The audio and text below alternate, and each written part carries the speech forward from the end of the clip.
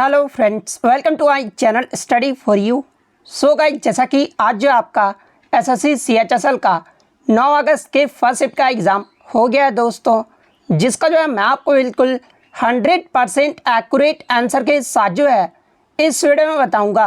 तो देख लेते हैं कि किस प्रकार के जो है आज आपके 9 अगस्त के फर्स्ट शिफ्ट के एग्ज़ाम में जो है प्रश्न पूछे गए हैं।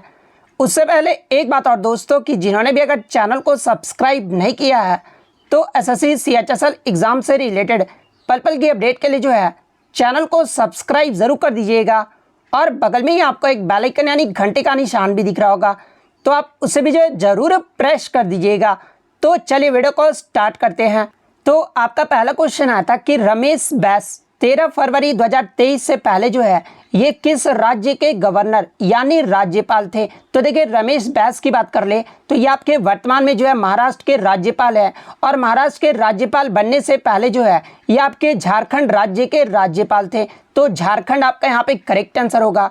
इसके अलावा मैं आपको बता दूं कि 13 फरवरी 2023 को जो है 12 राज्यों के राज्यपाल का जो है तबादला किया गया है, यानी 12 राज्यों के राज्यपाल जो वो आपके बदले गए हैं, और एक केंद्र शासित प्रदेश के उप राज्यपाल भी जो है वो बदले गए हैं। तो आगे के शिफ्ट में जो है आपसे यहाँ से जो है प्रश्न पूछा जा सकता है। तो देखिए, वर्तमान में अरुणाचल प्रदेश के जो आपके नए राज्यपाल हैं ये आपके कैवल्य त्रिविक्रम पटनायक हैं, और इनसे पहले जो आपके अरुणाचल प्रदेश के राज्यपाल थे ये आपके बीडी मिश्रा थे। सिक्किम के वर्तमान राज्यपाल की बात कर ले तो यहाँ के जो वर्तमान राज्यपाल हैं ये आपके लक्ष्मण प्रसाद आचार्य हैं, और इनसे पहले जो आपके राज्यपाल थे ये आपके गंगा प्रसाद चौरसिया थे। झारखंड राज्य के वर्तमान राज्यपाल जो है ये आपके सीपी राधाकृष्णन है, और इनसे पहले जो आपके राज्यपाल थे ये आपके रमेश बैस थे, जो कि आपके वर्तमान में महाराष्ट्र के जो है ये राज्यपाल हैं। हिमाचल प्रदेश के वर्तमान राज्यपाल की बात कर ले तो ये आपके शिव प्रताप शुक्ल हैं, और इनसे पहले जो आपके राज्यपाल थे ये आपके राजेंद्र विश्वनाथ अलिंकर थे। इसके अलावा असम के वर्तमान राज्यपाल की बात कर ले तो ये आपके गुलाब चंद कटारिया हैं, और इनसे पहले जो आपके असम के राज्यपाल थे ये आपके जगदीश मुखी थे। आंध्र प्रदेश के वर्तमान राज्यपाल की बात कर ले तो ये आपके जस्टिस एस अब्दुल नज़ीर हैं, और इनसे पहले जो आपके राज्यपाल थे ये आपके बिश्वाभूषण हरिचंदन थे। इसके अलावा छत्तीसगढ़ के वर्तमान राज्यपाल की बात कर ले तो यहाँ के जो वर्तमान राज्यपाल थे ये आपके बिश्वाभूषण हरिचंदन है, जो कि आंध्र प्रदेश के जो है पहले जो है ये वर्तमान राज्यपाल थे, और वर्तमान में जो ये छत्तीसगढ़ के जो वो राज्यपाल हैं। और छत्तीसगढ़ के बिश्वाभूषण हरिचंदन से पहले जो है ये आपके अनुसुईया उइके जो है ये छत्तीसगढ़ के राज्यपाल थे। तो ये फैक्ट भी आपको ध्यान में रखना। इसके अलावा अगर मणिपुर की बात कर ले तो मणिपुर के जो वर्तमान राज्यपाल हैं ये आपके अनुसुईया उइके हैं, और इनसे पहले जो आपके राज्यपाल थे ये आपके लाग गणेशन थे। नागालैंड के जो वर्तमान राज्यपाल है ना ये आपके लाग गणेशन है। मेघालय के जो वर्तमान राज्यपाल है ये आपके श्री फागू चौहान है, और ये श्री फागू चौहान या जो आपके बिहार इनसे मेघालय से पहले जो है ये बिहार के राज्यपाल थे। बिहार के वर्तमान राज्यपाल की बात कर ले तो ये आपके राजेंद्र विश्वनाथ है। तो ये फैक्ट भी आपको ध्यान में रखना है। इसके अलावा लद्दाख उपराज्यपाल की बात कर ले तो देखिए, लद्दाख में आपके राज्यपाल ने लेफ्टिनेंट गवर्नर यानी उपराज्यपाल होते हैं, और वर्तमान में जो यहाँ के उपराज्यपाल हैं ये आपके बीडी मिश्रा हैं, और इनसे पहले जो आपके उपराज्यपाल थे यहाँ के वो आपके राधा कृष्णन माथुर थे। तो ये सारे पॉइंट जो आपको ध्यान में रखना है। नेक्स्ट क्वेश्चन आपका यहाँ पर आया था कि 82वां ग्रांड मास्टर ये जो है कौन बने हैं। तो देखिए, 82वां जो ग्रांड मास्टर है ना ये आपके वी प्रणीत बने हैं, और ये जो आपका तेलंगाना राज्य से संबंधित है। तो वी प्रणीत आपका यहाँ पे करेक्ट आंसर होगा। इसके अलावा बात कर ले प्रथम ग्रैंड मास्टर जो है ये कौन बने थे। तो देखिए, भारत के जो प्रथम ग्रैंड मास्टर है ना ये आपके विश्वनाथन आनंद बने थे, जो कि आपके तमिलनाडु राज्य से संबंधित है। और ये कब बने थे तो ये आपके 1988 में जो है भारत के प्रथम ग्रैंड मास्टर बने थे। और इससे पहले जो आपका 77वें ग्रांड मास्टर के बारे में पूछा गया था। तो देखिए, 77वें जो ग्रांड मास्टर है ना ये आपके दिसंबर 2022 में आदित्य मित्तल बने थे, और ये जो आपके महाराष्ट्र राज्य से संबंधित है। इसके अलावा वर्तमान में जो आपके 83वें जो ग्रांड मास्टर है, हाल ही में जो आपके 83वें जो ग्रांड मास्टर बने हैं ये आपके आदित्य सामंत बने हैं, जो कि आपके महाराष्ट्र राज्य से संबंधित है।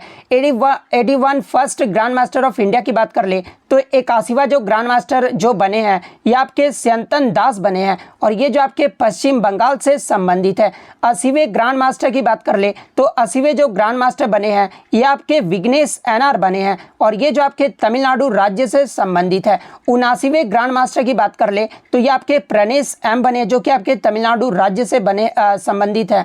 78वें ग्रांड मास्टर ऑफ इंडिया की बात कर ले तो ये आपके कौस्तुभ चटर्जी बने हैं जो कि आपके पश्चिम बंगाल राज्य से संबंधित है। तो ये सारे फैक्ट जो आपको ध्यान में रखना है। नेक्स्ट क्वेश्चन आपका यहाँ पर आता है कि संगीत क्षेत्र में कौन सा पुरस्कार जो वो दिया जाता है। तो देखिए संगीत के क्षेत्र में जो है ये आपका संगीत नाटक अकादमी पुरस्कार जो वो दिया जाता है। तो संगीत नाटक अकादमी पुरस्कार आपका यहाँ पे करेक्ट आंसर होगा। इसके अलावा बात कर ले संगीत नाटक अकादमी पुरस्कार की स्थापना ये जो है कब हुई थी, यानी कब से जो है ये दिया जाने लगा। तो ये आपका आई थिंक मेरे अकॉर्डिंग जो है 1952-53 से जो है ये आपका संगीत नाटक अकादमी पुरस्कार की जो है स्थापना जो है वो की गई थी। नेक्स्ट क्वेश्चन आपका यहाँ पर आता है कि किस अनुच्छेद में सांस्कृतिक विरासत की रक्षा के लिए राज्य के दायित्व से संबंधित प्रावधान जो है वो शामिल किए गए हैं। तो देखिए सांस्कृतिक विरासत की रक्षा के लिए राज्य के दायित्व से संबंधित जो आपके प्रावधान है ना ये आपके अनुच्छेद 49 में जो वो शामिल है। तो अनुच्छेद 49 आपका यहाँ पे करेक्ट आंसर होगा। इसके अलावा डीपीएसपी के अन्य अनुच्छेद की बात कर ले जहाँ से एग्जाम में प्रश्न पूछा जाता है, जैसे कि समान नागरिक संहिता यानी यूनिफॉर्म सिविल कोड, ये जो आपका किस अनुच्छेद में वर्णित है। तो ये आपका अनुच्छेद 44 में वर्णित है। इसके अलावा बच्चों के लिए मुफ्त और अनिवार्य शिक्षा का जो प्रावधान है ना ये आपके अनुच्छेद 45 में वर्णित है। पर्यावरण की सुरक्षा और सुधार तथा वनों और वन्यजीवों की सुरक्षा ये जो आपका अनुच्छेद 48 में वर्णित। तो ये सारे फैक्ट जो आपको ध्यान में रखना है। नेक्स्ट क्वेश्चन आपका यहाँ पर आया था कि मातृत्व राहत प्रदान से यानी मैटरनिटी रिलीफ से जो आपके अनुच्छेद जो है वो पूछे गए थे, यानी मानवीय कार्य स्थितियों को सुनिश्चित करने और मातृत्व राहत प्रदान करने का जो प्रयास है ये किस अनुच्छेद के तहत किया जाएगा। तो देखिए अनुच्छेद 42 के तहत जो है मातृत्व राहत प्रदान करने का जो प्रयास है वो किया जाएगा। देखिए अनुच्छेद 42 में आपका ये कहा गया है कि राज्य काम की उचित और मानवीय परिस्थितियों को सुरक्षित करने और मातृत्व राहत के लिए जो ये प्रावधान जो वो किया जाएगा, यानी मैटरनिटी रिलीफ से संबंधित जो आपका अनुच्छेद है ना ये आपका अनुच्छेद 42 है। तो अनुच्छेद 42 आपका यहाँ पे करेक्ट आंसर होगा। नेक्स्ट क्वेश्चन आपका यहाँ पर आता है कि निम्नलिखित में से कौन 26 जनवरी 2023 को जो है गणतंत्र दिवस समारोह के जो है ये मुख्य अतिथि थे। तो देखिए 2023 का जो गणतंत्र दिवस मनाया गया था ये आपका 74वां गणतंत्र दिवस मनाया गया था और 74वें गणतंत्र दिवस के अवसर पर जो है ये आपके इजिप्ट के राष्ट्रपति अब्दुल फतेह अल सीसी जो है ये मुख्य अतिथि थे। तो अब्दुल फतेह अल सीसी आपका यहाँ पे करेक्ट आंसर होगा। इसके अलावा मैं आपको बता दूं कि प्रथम जो आपका गणतंत्र दिवस मनाया गया था जो कि आपका 1950 में मनाया गया था और इसमें जो आपके मुख्य अतिथि थे ये आपके इंडोनेशिया के राष्ट्रपति सुकर्नो जो है ये आपके मुख्य अतिथि थे।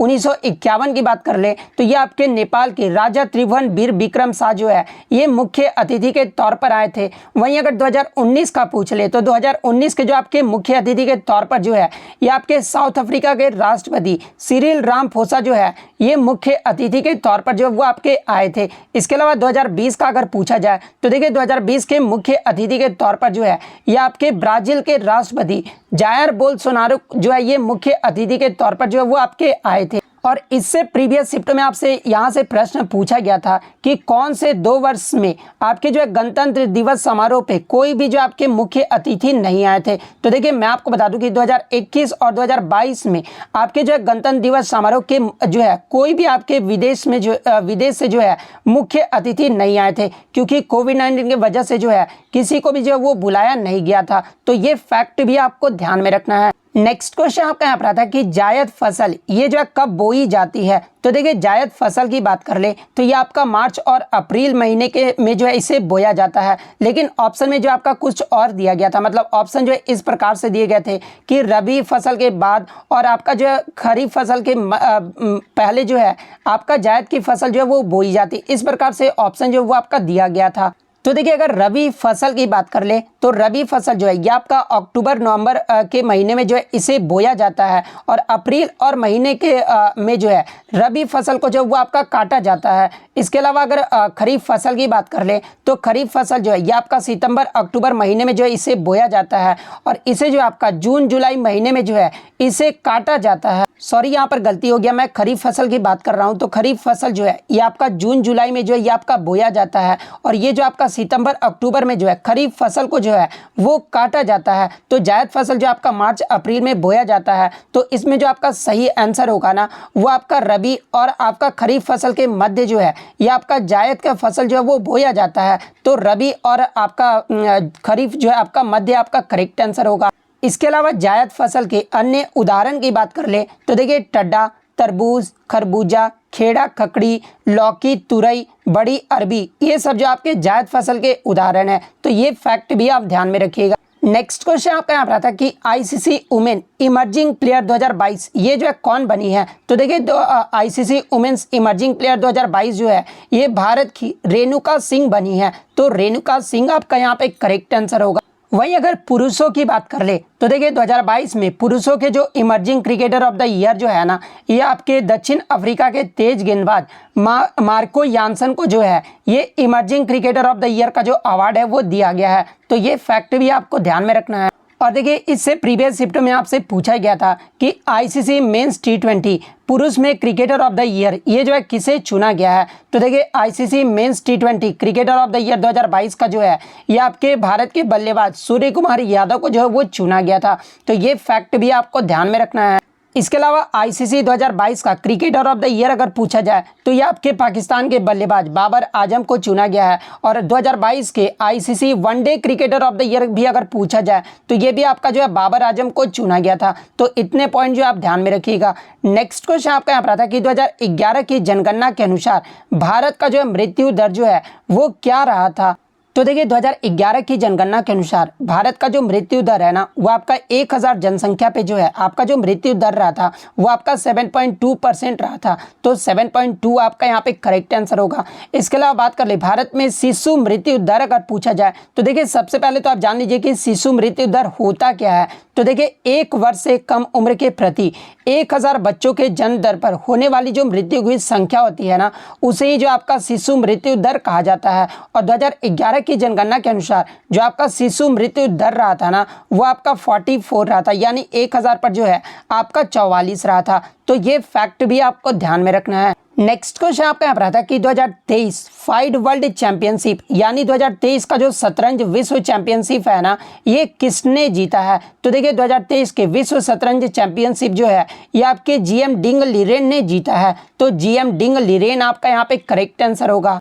नेक्स्ट क्वेश्चन आपका यहाँ पर आता है कि लॉर्ड्स क्रिकेट ग्राउंड में 2012 में जो है ओलंपिक का कौन सा प्रतियोगिता जो है यानी इवेंट जो है वो आपका खेला गया था। तो देखिए मैं आपको बता दूं कि 2012 का जो ओलंपिक है ना ये आपका इंग्लैंड देश यानी लंदन में जो है आपका आयोजित जो है वो किया गया था। और इसमें भारत ने जो टोटल 6 पदक जीते थे जिसमें आपका 2 सिल्वर और 4 ब्रॉन्ज मेडल जो है वो शामिल था। और 2012 ओलंपिक में जो है लंदन क्रिकेट ग्राउंड में जो है ये आपके महिलाओं की व्यक्तिगत तीरंदाजी यानी आर्चरी का जो इवेंट है ना वो खेला गया था। तो आर्चरी इवेंट आपका यहाँ पे करेक्ट आंसर होगा। नेक्स्ट क्वेश्चन आपका यहाँ पर आता है कि नील्स बोर ने परमाणु का जो मॉडल है ना ये कब दिया गया था। तो देखिए नील्स बोर के द्वारा परमाणु का जो मॉडल है ना ये आपका 1913 में दिया गया था। तो 1913 आपका यहाँ पे करेक्ट आंसर होगा। इसके अलावा बात करें डाल्टन के द्वारा परमाणु की जो खोज है ये कब किया गया था। तो देखिए परमाणु की जो खोज है ये आपका डाल्टन के द्वारा किया गया था और ये आपका 1803 में जो है वो किया गया था। इसके अलावा न्यूट्रॉन की जो खोज है ये आपका जेम्स चैडविक के द्वारा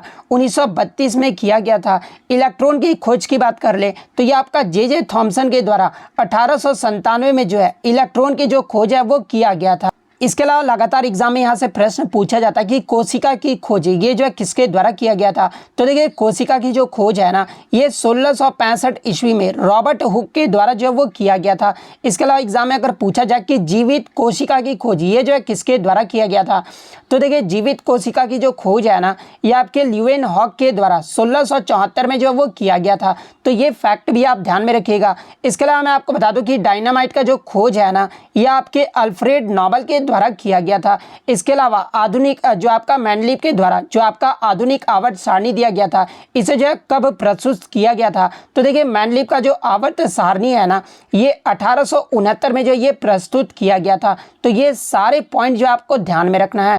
नेक्स्ट क्वेश्चन आपका यहाँ पर आता है कि राष्ट्रीय आय निकालने के लिए एनएनपी यानी नेट नेशनल प्रोडक्ट में जो है ये किसे घटाया जाता है। तो देखिए राष्ट्रीय आय यानी नेशनल इनकम का फार्मूला क्या होता है, तो ये आपका एनएनपी यानी नेट नेशनल प्रोडक्ट प्लस आपका क्या होता है तो सब्सिडरी होता है। इसके अलावा माइनस क्या करते हैं तो आप टैक्स को जो है माइनस करते हैं, यानी इनडायरेक्ट टैक्स को जो है वो आप माइनस करते हैं। तो देखिए राष्ट्रीय आय निकालने के लिए एनएनपी में जो है ये किसे घटाया जाता है, तो इसमें जो आपका अप्रत्यक्ष कर को जो है वो घटाया जाता है।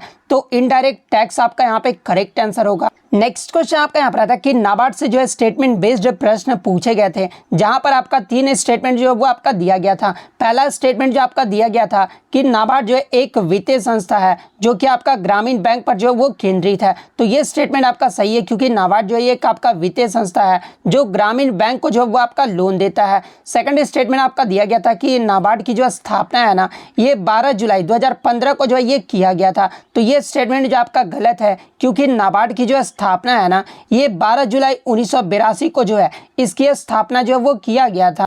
थर्ड स्टेटमेंट आपका दिया गया था कि नाबार्ड ने जो है SHG को डिजिटल बनाने की पहल जो है वो शुरू की है। तो देखिए मैं आपको बता दूं कि नाबार्ड ने देश में सभी SHG यानी स्वयं सहायता समूह के डिजिटलीकरण करने के लिए जो है एक परियोजना ई शक्ति जो है वो शुरू किया गया है। तो ये भी स्टेटमेंट आपका जो है वो सही दिया गया है। तो ऑप्शन में A और C करके जरूर दिया गया होगा, तो A और C आपका यहाँ पे करेक्ट आंसर होगा। तो इतने प्रश्न जो है आज मुझे बच्चों के द्वारा मिले जो कि 100% रियल और ऑथेंटिक है। तो अगर वीडियो अच्छी लगी हो तो वीडियो को जो है लाइक ज़रूर कर दीजिएगा, और इसी तरह रियल एनालिसिस पाने के लिए जो है चैनल को सब्सक्राइब ज़रूर कर दीजिएगा। तो मिलते हैं नेक्स्ट वीडियो में, तब तक thank you, all the best.